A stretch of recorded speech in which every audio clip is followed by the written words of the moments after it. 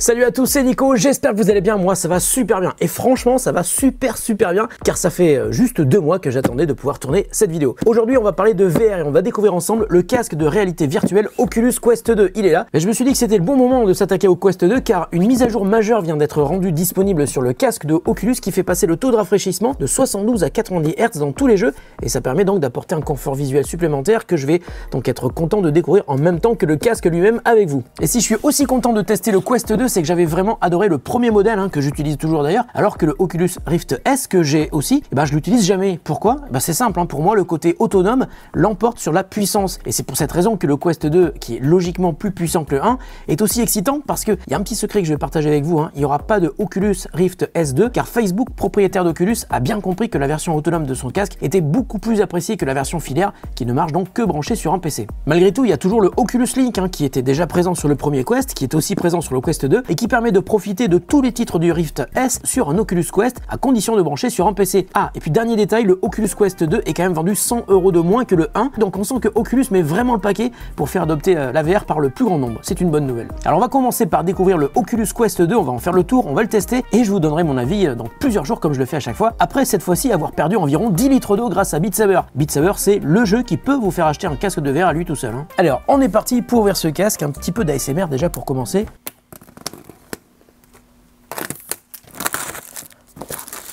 Vous pouvez remettre la musique. Alors cette fois-ci le Oculus Quest 2 est blanc alors que le premier était noir, ok. Mais il a l'air plus compact que le premier Oculus Quest, c'est bizarre ça. Ça, ce sont les manettes. Et ça, c'est un petit accessoire qui va vous permettre de porter des lunettes de manière plus confortable. Un câble USB Type C pour charger son casque et un adaptateur secteur. Ici, donc, on a les lentilles avec des protections pour les lentilles. On va les enlever tout de suite. Voilà, ASMR. Les lentilles, ce sont les mêmes que sur le Quest 1. Il y a 3 positions d'écartement pour l'espacement interpupillaire, ça s'appelle comme ça. Donc 1, 2, 3. Ça, vous allez le régler par rapport à l'écartement entre vos yeux, évidemment. Ensuite, sur le côté, on a un port USB Type C qui va permettre de charger le casque, mais aussi de le brancher sur son PC si on veut faire de l'Oculus Link et donc profiter de tous les jeux sur Steam VR, sur Oculus Rift S. Et puis à côté, on a un port jack 3.5 qui vous permet de brancher une paire d'écouteurs ou un casque externe qui vous donnera, à mon avis, une meilleure immersion que si vous utilisez les écouteurs intégrés du casque Oculus. Et puis de l'autre côté, on a le bouton pour éteindre et allumer le casque de VR et dessous, on a le bouton de réglage du niveau de volume. Et les petits trous qu'on voit ici, ce sont à mon avis des micros qui vont permettre de capter les sons ambiants. Et puis devant on a les 4 caméras qui vont vous permettre donc d'enregistrer l'environnement autour de vous et qui évitent, et ça c'est génial bien sûr, d'avoir des capteurs externes à placer dans la pièce. Et à mon avis c'est pour ça que la totale autonomie du Quest 1 a fait son succès et ça va être la même chose pour le Quest 2 parce qu'il est encore plus puissant, ne pas avoir besoin de capteurs externes et puis avoir toute l'électronique embarquée dans le casque. Ici on a un strap qui permet de régler le serrage du casque sur la tête et puis un système de languette derrière qui va vous permettre d'ajuster le serrage. Donc voilà, je suis allé chercher mon iPhone et je vais connecter mon Quest 2 dans mon application Oculus. Coupler un nouveau casque, ça doit être ça. Quest 2, ok. Recherche du casque. Je vous demande juste une petite seconde. Je suis en train d'attendre que le casque s'allume pour voir le chiffre qui va être affiché. Waouh, c'est génial. Oh, c'est trop bien. Oh là là. Wouh, la netteté est incroyable. On voit vraiment la différence de qualité. Il n'y a plus d'effet de grille. Est-ce qu'on est arrivé à avoir un casque autonome parfait? C'est trop bien. Il n'y a pas d'effet de grille. C'est génial. Donc les manettes vont être détectées. Bon, je vais faire la config. Je vais tester le casque et je reviens vous en parler. Mais je vais essayer de vous expliquer comment configurer tout ça parce que c'est quand même hyper intéressant de le savoir. Bon alors me revoilà et finalement plutôt que de simplement vous raconter mon expérience avec le Oculus Quest 2 dans cette deuxième partie, et bien pendant que je testais le Quest 2 au bureau pendant plusieurs semaines, j'ai plein de monde qui sont venus ici et la VR c'est quand même un truc qui intrigue et vous savez comment sont les gens quand ils découvrent un truc qu'ils connaissent pas, ils osent pas trop tester et puis après ils posent plein de questions. Donc je vais vous raconter mon expérience mais je vais le faire en répondant à toutes ces questions ainsi que celles que vous m'avez posées sur Twitter récemment. Alors première question qui revient super souvent, est-ce que la VR donne le mal de mer? On va dire que non, la VR ne rend pas malade. Alors c'est vrai qu'au début de la réalité virtuelle, les écrans étaient pixelisés, le suivi de positionnement n'était pas encore très au point. Aujourd'hui, on va dire que les seules expériences qui peuvent rendre mal à l'aise, ce sont celles qui correspondent aux situations identiques dans la vraie vie. Pour certaines personnes, les montagnes russes. Ensuite, si vous êtes au bord d'une falaise et que vous regardez en bas, si vous avez le vertige dans ce genre de situation, et ben ça sera la même chose dans la VR, parce que le but de la VR, c'est de rendre très immersive l'expérience que vous allez vivre avec un casque sur la tête, et quand vous regardez sur un mur, quand vous regardez sur votre bureau, ou quand vous regardez en haut ou en bas ou derrière vous, bah c'est exactement comme si vous le feriez dans la vraie vie. Le dernier truc qui manque encore, on va dire que c'est une résolution encore plus poussée, mais clairement, l'effet de grille, c'est du passé, hein. On oublie totalement quand on regarde des écrans de très près, et avec la toute dernière mise à jour disponible sur le Oculus Quest 2 depuis quelques semaines, le taux de rafraîchissement de l'image est passé à 90 Hz et ça se rapproche encore plus de la réalité. Alors quelle est la place minimum qu'il faut pour faire de la VR? Bah alors là,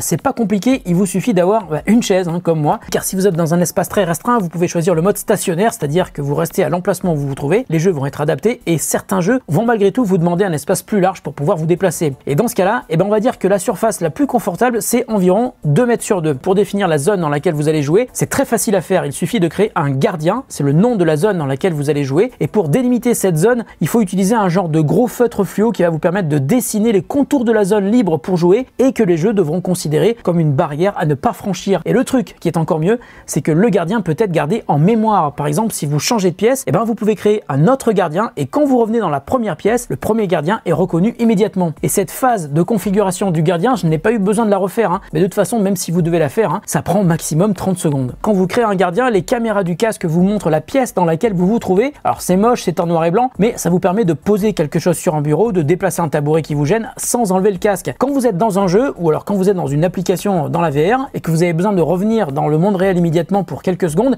il suffit de faire un double tap sur un des côtés du casque pour activer la visualisation de la pièce. Et si ce n'est pas activé par défaut, vous pouvez l'activer dans le mode expérimental dans les réglages du casque. Ensuite, il suffit de refaire un double tap sur un des côtés du casque et ça vous permet de revenir instantanément à l'intérieur de votre jeu. Alors le gardien, vous pouvez faire en sorte qu'il soit affiché avec plus ou moins de distance par rapport à vous. Ça aussi, c'est un réglage de sensibilité qu'il est possible de faire dans l'application, mais je vous conseille de laisser le réglage par défaut, ce qui vous permet de voir la grille bien avant d'être trop près de la zone que vous avez délimitée. Ça évitera de taper sur la télé, sur un meuble ou même sur quelqu'un, sur un geste brusque, hein. C'est du vécu.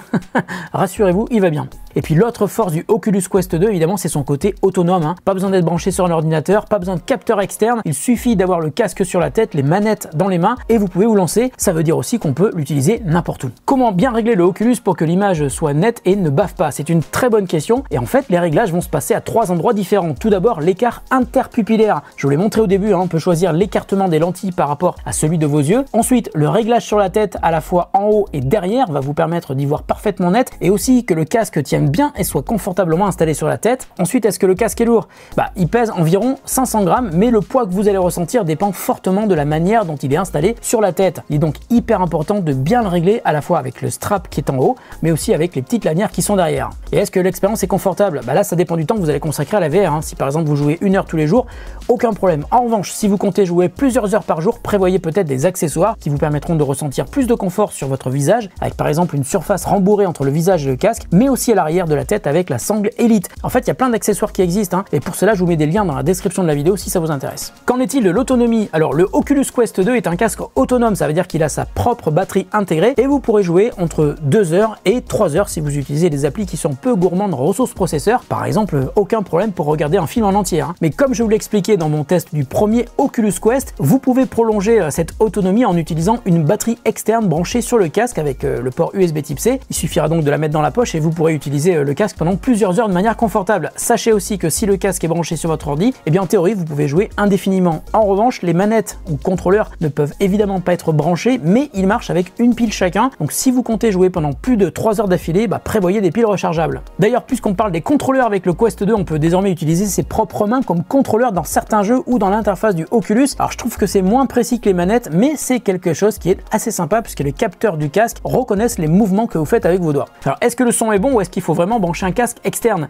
Étonnamment, le casque produit un son d'excellente qualité avec de bonnes basses et ça on le ressent quand on joue à des jeux comme Beat Saber ou Audio Trip. Autant sur d'anciens casques on pouvait dire qu'il fallait impérativement des écouteurs en plus, autant sur le Quest 2 je trouve qu'ils ont énormément amélioré la partie audio. En revanche, en branchant votre propre casque sur la prise jack, non seulement vous aurez une expérience qui sera évidemment plus immersive, mais ça permettra aussi de ne pas déranger les gens qui sont à côté. Attention en revanche, un casque audio en plus du casque VR, ça commence à faire du poids sur la tête, donc pourquoi pourquoi pas des écouteurs filaires dans ce cas. Peut-on diffuser sur un écran ce que la personne voit dans le casque? Oui, absolument, ça s'appelle la mise en miroir. Alors on peut le faire de plusieurs manières. Tout d'abord, on peut caster sur Google Chrome, c'est très facile et ça se fait depuis le menu partagé dans le casque. On peut aussi caster sur une télévision qui est compatible avec le protocole Google Cast, par exemple une Android TV ou alors une télé sur laquelle vous avez branché un Chromecast, et on peut aussi le faire très facilement vers un smartphone ou une tablette. Peut-on enregistrer en vidéo ce qui se passe dans le casque? Oui, on peut tout à fait le faire. En fait, on peut presque tout enregistrer ce qui se passe dans le casque, et pour cela c'est très simple. Il suffit d'aller dans le menu partagé et de cliquer sur enregistrer la vidéo, et il faudra ensuite venir recliquer au même endroit pour arrêter l'enregistrement, et cette vidéo sera stockée dans la mémoire intégrée du casque qu'on pourra récupérer après l'avoir branché sur un PC ou sur un Mac. Mais on peut aussi partager ces enregistrements sur Facebook directement depuis le casque. Alors ce qu'on ne peut pas enregistrer en revanche, c'est la vision réelle qui est filmée par le casque lors de la configuration, mais aussi tout ce qui provient des plateformes comme Netflix ou Amazon Prime.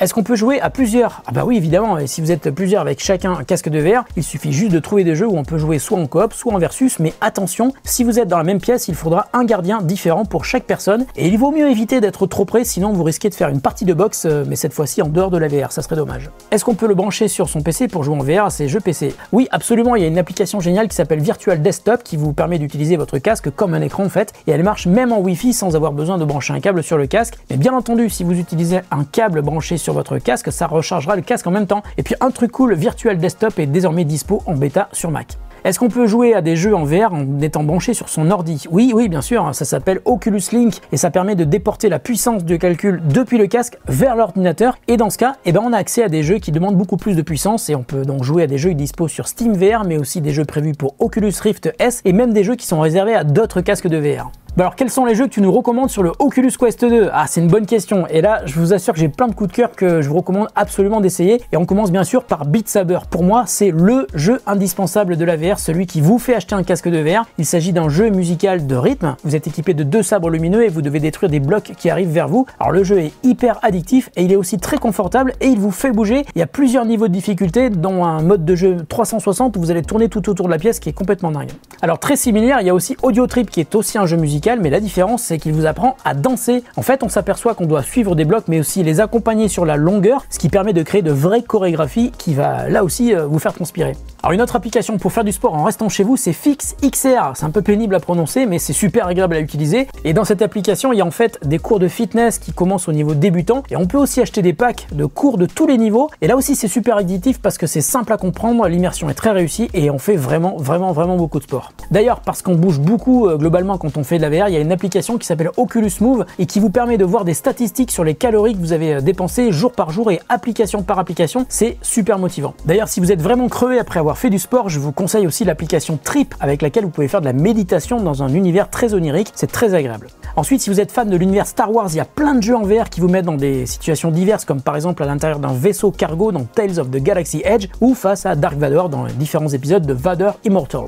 Ensuite, il y a une application que je trouve vraiment hyper bien conçue et qui vous permet de rentrer dans la peau d'un Android, c'est Echo VR. Il y a d'ailleurs une longue phase d'apprentissage qui vous permet de vous familiariser avec les contrôleurs, mais aussi avec la VR de manière générale. Et c'est d'ailleurs la même chose avec toutes les applications que vous utilisez dans le Oculus Quest 2. On vous fait souvent passer par un tuto pour apprendre à utiliser les contrôleurs pour vous déplacer ou utiliser des objets dans le jeu dans lequel vous vous trouvez. Même si vous n'avez jamais fait de VR, tous les jeux et les applications vous apprennent comment vous y retrouver. Alors, autre titre absolument génial que j'aime particulièrement depuis très longtemps, c'est Star Trek Bridge Crew. J'en ai déjà parlé plusieurs fois. Si vous aimez l'univers de Star Trek, si vous aimez la science-fiction et si vous avez envie de vous retrouver aux commandes d'un vaisseau, essayez-le, c'est très immersif et c'est aussi un jeu qui se joue en multi. Alors il y a aussi de nombreux FPS comme Onward, Arizona Sunshine, Robo Recall, Super Hot VR, et puis il y a des pépites comme Job Simulator qu'il faut absolument essayer et pour lequel vous risquez de devenir accro. Enfin, si vous voulez regarder des vidéos un petit peu comme au cinéma, vous avez plusieurs applications. D'une part les applis de streaming comme Netflix, Prime Video, YouTube évidemment, mais aussi Skybox ou Big Screen qui vous permettent de regarder des contenus qui sont stockés soit sur votre ordinateur, soit sur un disque dur en réseau chez vous. D'ailleurs, une question qui revient souvent et qui tourne autour des vidéos, c'est est-ce que c'est suffisamment confortable pour regarder un film? Eh bien, autant pour le premier Oculus Quest et pour d'autres casques de VR que j'ai testé avant, je disais oui, mais ça risque de devenir fatigant au bout d'un moment. Autant avec cette deuxième version, la résolution étant supérieure, on peut vraiment regarder des films en entier sur le Quest 2. L'immersion est vraiment très réussie. Bon, alors après plusieurs semaines d'utilisation du Quest 2, si je pouvais vous résumer mon expérience en quelques phrases, j'ai envie de dire que la VR est enfin accessible grâce à un casque autonome facile à installer, facile à utiliser, confortable et surtout disponible à un tarif accessible. Alors bien sûr, il y a des petits inconvénients sur le Quest 2, il n'est pas parfait. Tout d'abord, l'autonomie que je trouve trouve un petit peu juste. Ensuite, il y a le poids qui peut devenir gênant si on le garde plusieurs heures par jour. Et puis l'espace de stockage qui est trop limité dans la version de base de 64 Go, sachant qu'un jeu peut vite dépasser 3 ou 4 Go et que si l'on commence à enregistrer beaucoup de vidéos, bah là aussi ça va se remplir assez vite. Et enfin, le fait qu'il soit obligatoire d'avoir un compte Facebook pour se connecter sur le Oculus Quest 2. Bon, en conclusion, le Quest 2 c'est quand même un super cadeau à faire ou à se faire. Si ça fait longtemps que vous hésitez pour la VR, bah franchement c'est le moment et c'est le bon produit. Moi je sais que si je l'avais pas, j'aimerais beaucoup le recevoir. Et si le Oculus Quest vous intéresse, je vous mets des liens dans la description de la vidéo. Et attendez, parce que si la vidéo est déjà un petit peu longue, elle n'est pas tout à fait terminée, hein, parce qu'une info vient juste de m'arriver par fax. Non, je plaisante, c'était par WhatsApp. Figurez-vous que mes amis de Boulanger qui m'ont prêté le Oculus Quest 2 pour faire ce test, oui, je vous ai déjà expliqué, ils sont juste à côté du bureau, c'est super pratique pour tester les produits. Et ben ils m'ont dit, écoute Nico, ça serait quand même cool de le faire gagner un Oculus Quest 2, non? Bah oui, tu m'étonnes. Donc grâce à Boulanger, bah, vous allez pouvoir tenter de gagner le Oculus Quest 2. Voilà, j'aime bien quand tout le monde est content. Alors pour jouer, ça se passe sur mon compte Twitter, il va falloir me suivre Boulanger. Enfin attention, il ne faut pas physiquement nous suivre dans la rue, hein. Il faut juste suivre nos comptes Twitter. Il faut ensuite retweeter le post que je vais faire pour annoncer le concours et la vidéo. Et enfin, il faut mentionner un ou une amie qui pourront aussi jouer. Voilà, cette fois-ci, c'est la fin de la vidéo. Merci de votre attention, prenez soin de vous et de ceux que vous aimez. On se retrouve très bientôt sur The Grand Test. Salut à tous et à toutes.